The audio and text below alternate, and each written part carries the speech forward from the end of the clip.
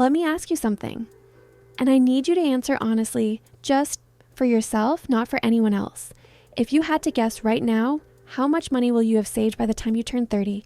Not how much you want to have, not how much you think you should have. How much do you actually think will be sitting in your account? Because here's the thing that nobody tells you.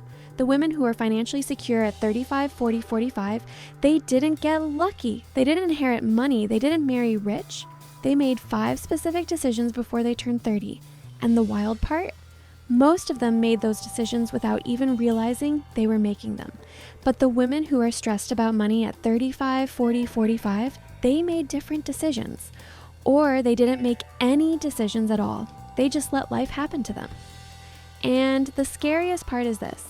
Right now, at whatever age you are, you're either building the life you want or you're building the life that happens to you. And most women don't even realize there's a difference.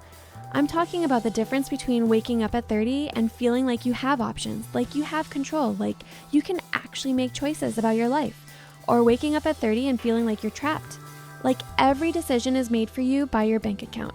I know women making 6 figures who feel trapped, and I know women making $35,000 a year who feel free, and the difference is in luck.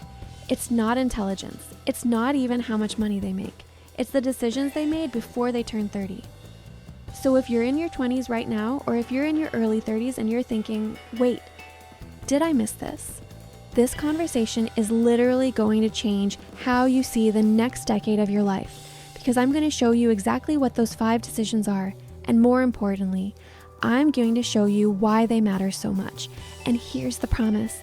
By the end of this, you're not going to feel guilty about the past. You're going to feel empowered about the future. Hey sis, I'm Maya, your new Big Sis.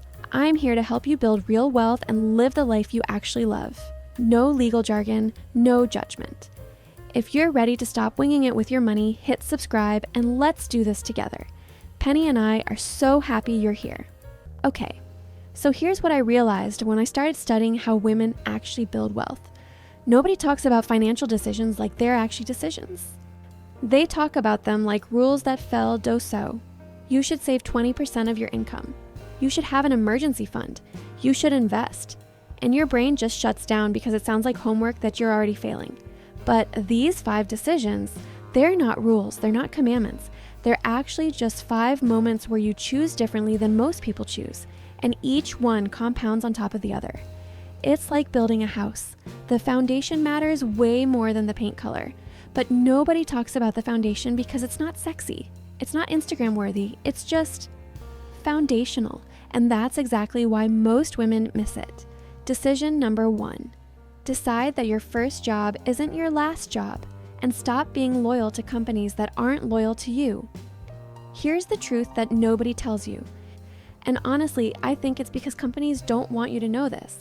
Your salary grows faster when you change jobs than when you stay in one place, like significantly faster. According to the Bureau of Labor Statistics, people who stay in the same job for 5 years earn about 50% less over their lifetime than people who strategically move. 50%. That's not a small number. That's the difference between being comfortable and being stressed. But here's the thing that's even more interesting. Most women don't know this, so they stay in their first job because they feel loyal, or because they're scared, or because they think, oh, if I leave, I'm being ungrateful. And meanwhile, their male colleagues are leaving every 2 years and getting 15, 20, 25% raises each time. I had a friend, Sarah. She got her first job out of college making $42,000. She was so grateful. She worked there for 5 years, got small raises, maybe 3% a year. By year 5, she was making $49,000. She felt like she was doing well. Then she got recruited for a similar role at another company. They offered her $65,000. She felt guilty. She thought about leaving.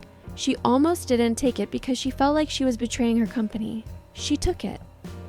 And you know what happened? She was doing the exact same work, the exact same job. But suddenly, she was worth $16,000 more per year. And that's just one jump. By the time she was 30, she had jumped 3 times. She was making $95,000. If she had stayed at that first company, she'd be making maybe $55,000. That's $40,000 a year difference. That's $400,000 over a decade. That's a house. That's freedom. And the crazy part? She wasn't smarter than her colleagues who stayed. She wasn't working harder. She just made a different decision about what loyalty meant.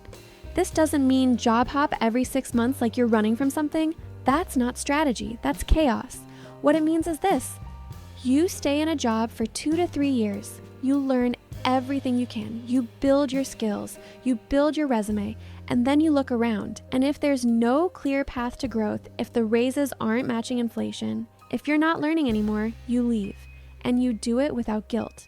Because here's the secret that companies don't want you to know. They're not loyal to you. If they need to cut costs, they'll lay you off. If they find someone cheaper, they'll replace you. They like you, but they're not loyal. So why would you be loyal to them? The women I know who are financially secure at 30, they all made this decision early. They weren't loyal to companies that didn't deserve loyalty. They were loyal to themselves. They understood that their career is a business, and they're the CEO, and the CEO's job is to maximize value. Now here's the thing. This doesn't work if you're just jumping around randomly. You need strategy. You need to know your market value. You need to know what similar roles pay at other companies.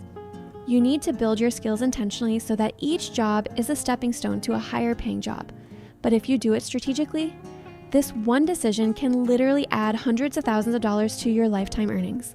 And it all starts before you turn 30. Because once you're 30, once you're established in your career, it gets harder to make big jumps. Not impossible, but harder. The best time to build momentum is when you're young and you have less to lose. Decision number 2. Automate your money before you see it and forget about it. This is the one that actually changes everything. Not because it's complicated, because it's so simple that you'll forget you're doing it. And that's exactly the point. The moment you get your first real paycheck, you set up automatic transfer. Not 50% of what's left. Not whenever I remember. Automatic. To a separate account before you touch it, before you even see it in your checking account. The psychology here is absolutely wild. When you see money in your checking account, your brain thinks it's available to spend. So you spend it. You don't even realize you're spending it. It just disappears. You go out for coffee, you buy something online, you pay for dinner with friends, and suddenly the money is gone. But if the money moves automatically to another account, your brain adapts to the smaller number. You don't miss it because you never had it. You never saw it. It's like it doesn't exist. I know this sounds simple, but it's actually the foundation of everything else. Because you can't invest money you don't have. You can't build wealth if you're spending every penny you make. Let me show you the math. A woman who starts this at 22 with just $200 a month will have over $100,000 by 30. Not because she's rich, not because she got a huge raise, because she automated it and forgot about it. That's $200 a month. That's less than most people spend on coffee and streaming services. But because it's automatic, because she never sees it, because she adapts to living on less, it compounds. And here's the thing that's really important. This money isn't locked away. It's not gone. It's sitting there, and it's growing. And if an emergency happens, it's there. But because it's in a separate account, because you have to make a conscious decision to touch it, most of the time you don't. Most of the time, you just leave it alone. I had another friend, Jessica. She made $45,000 a year. Not a lot. She automated $150 a month. That's it. She didn't feel it. She lived on $44,850, and she didn't even notice. By the time she was 30, she had $18,000 saved, just from that one decision, just from automating $150 a month. And then something happened. She lost her job. She was panicked, but she had $18,000. That gave her 6 months of runway.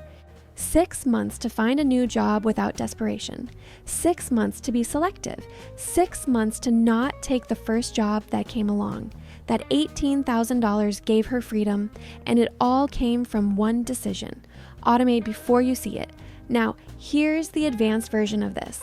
Once you automate your savings, you can automate your investments too. You can set up automatic transfers to an investment account. Same principle. You don't see it. You don't think about it. It just grows. A woman who automates $200 a month into a simple index fund starting at 22 will have around $300,000 by the time she's 50. Not because she's a genius investor, not because she picked the right stocks, because she automated it and let time do the work. Time is literally doing the heavy lifting. That's compound interest. That's the only advantage you have in your 20s. And the beautiful part, she doesn't have to think about it. She doesn't have to be disciplined. She doesn't have to have willpower. The system is doing the work for her.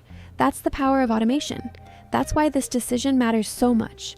Decision number 3, understand your debt before it understands you, and know the difference between good debt and bad debt. Okay, so this one is uncomfortable, but here's what I need you to know. Not all debt is the same, and the women who are financially secure, they made peace with this reality early. You have good debt, a mortgage, maybe student loans if you're strategic about them, a business loan if you're starting a company.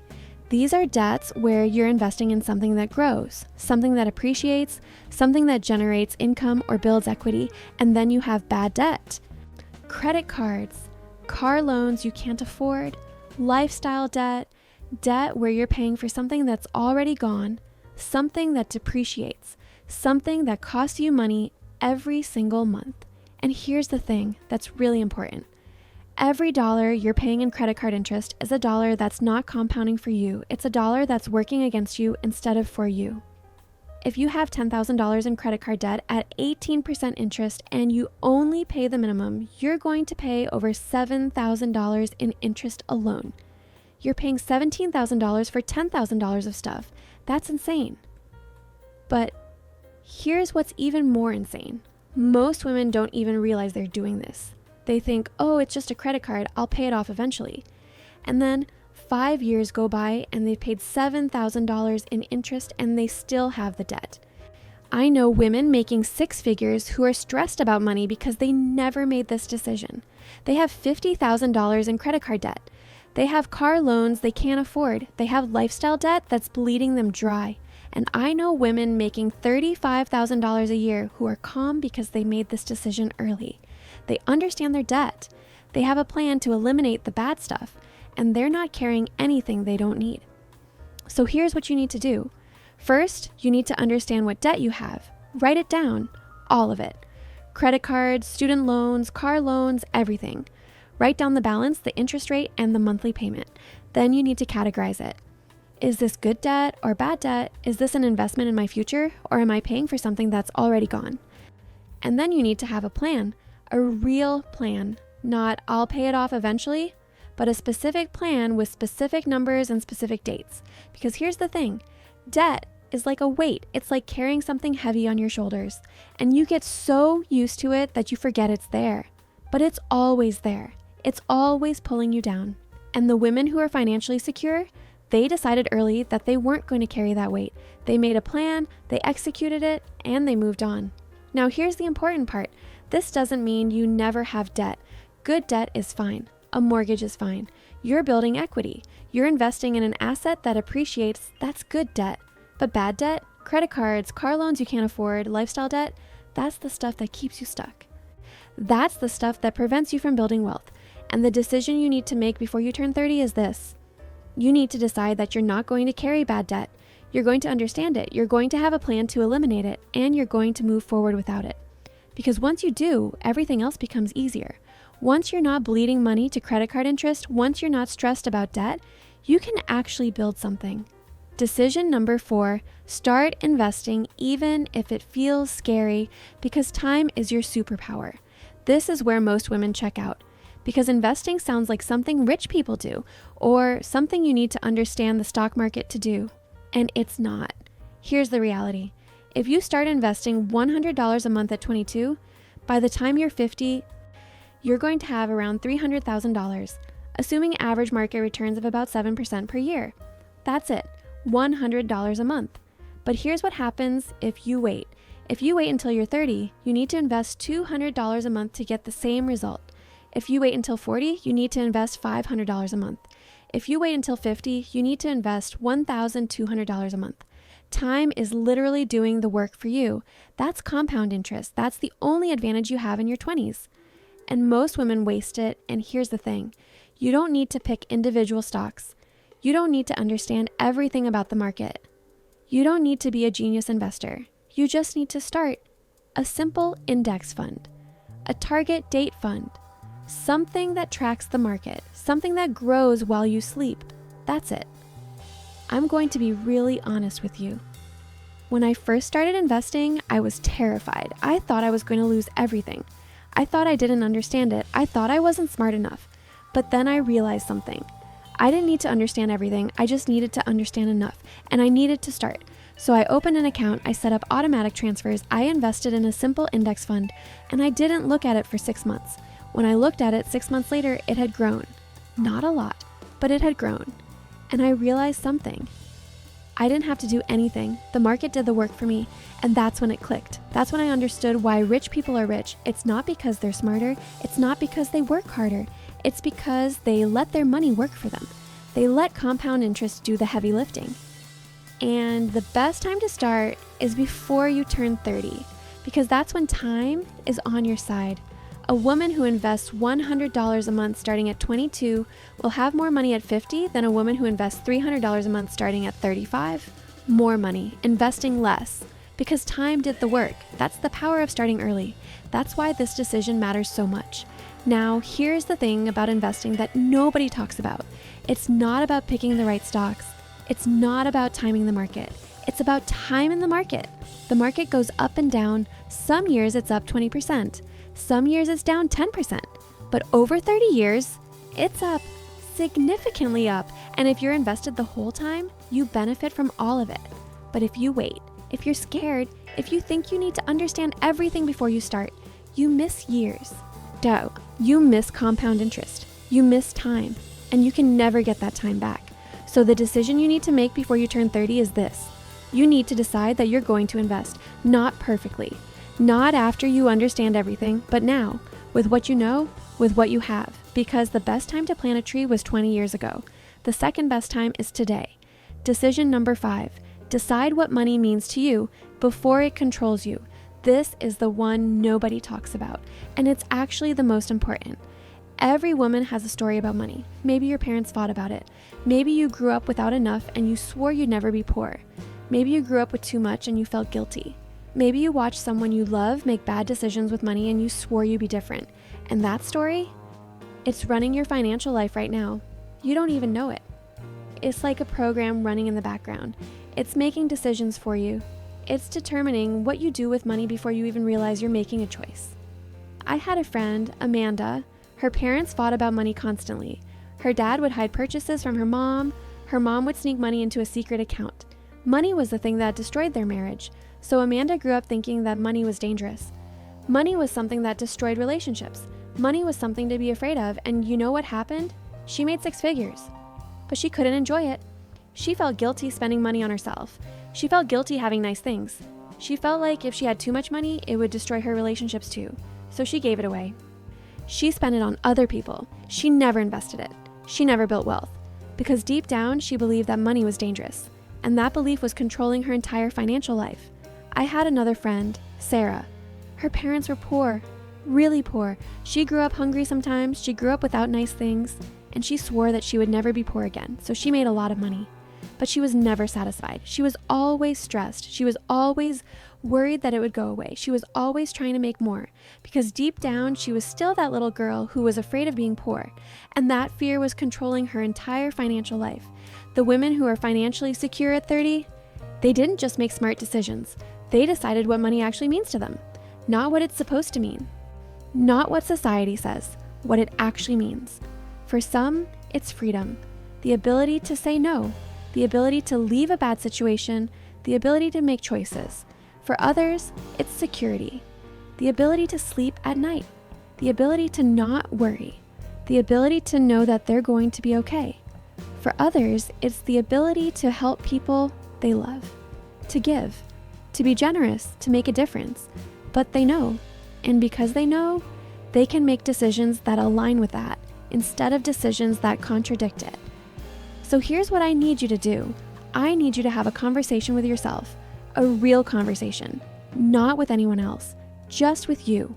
What does money actually mean to me? Not what should it mean? Not what does it mean to my parents or my friends or society? What does it actually mean to me? Is it freedom? Is it security? Is it the ability to help people? Is it independence? Is it power? Is it something else? And once you know that, everything becomes easier. Because every financial decision you make, you can ask yourself, Does this align with what money means to me? If money means freedom to you, then you're going to make different decisions than if money means security. If money means the ability to help people, you're going to make different decisions than if money means power. But the key is knowing. The key is being intentional about it instead of letting your unconscious story control you. I know women making 6 figures who are stressed about money because they never made this decision. They're making money for reasons that don't actually matter to them. They're building wealth for a version of themselves that they don't want to be. And I know women making $35,000 a year who are calm because they did make this decision. They know what money means to them. And they're making decisions that align with that. And even though they have less money, they feel richer. Because they're not carrying the weight of conflicting values. They're not running a program in the background that contradicts what they actually want. So the decision you need to make before you turn 30 is this. You need to decide what money actually means to you. You need to have that conversation with yourself. You need to understand your story about money, and you need to decide if that story is serving you or if it's controlling you. Because once you do, everything else becomes easier. Once you know what you're building wealth for, once you know what money means to you, you can make decisions that actually align with your life. And that's when everything changes. It's no use just listening to me. Your task for today is this. Pick one of these 5 decisions, just one. And spend 30 minutes researching it, not to become an expert, just to understand it enough that it stops feeling scary. If you pick decision number 1, research what your market value actually is. Look at job postings for your role. See what companies are actually paying. Get real numbers. If you pick decision number 2, open a separate savings account today.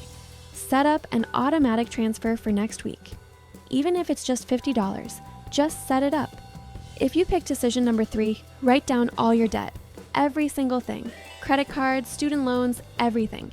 Write down the balance and the interest rate. Just get it on paper. If you pick decision number 4, I open an investment account. It takes 10 minutes. Just open it. You don't have to invest anything yet, just open it. And if you pick decision number 5, journal about it. What does money actually mean to you? Write it down. Be honest. Nobody's going to read it. Do it and tell me in the comments which decision you picked and what you learned. I want to celebrate with you because the fact that you're even watching this means you're already ahead of most people your age. You're thinking about this. You're taking it seriously, and that matters. So go, pick one, do the homework, and come back and tell me what happened. Before you go, if this felt like the conversation you needed today, subscribe so we can keep hanging out. I'm going to be here every week talking about real money stuff, real life stuff, stuff that actually matters. And if you have a friend who's in her 20s and needs a financial big sis, share this with her. Let's help all our girls level up. Because the more women who understand this stuff, the more women who make these decisions, the more women who build wealth, the stronger we all become. You got this. Take care of your money, sis. I'll see you soon.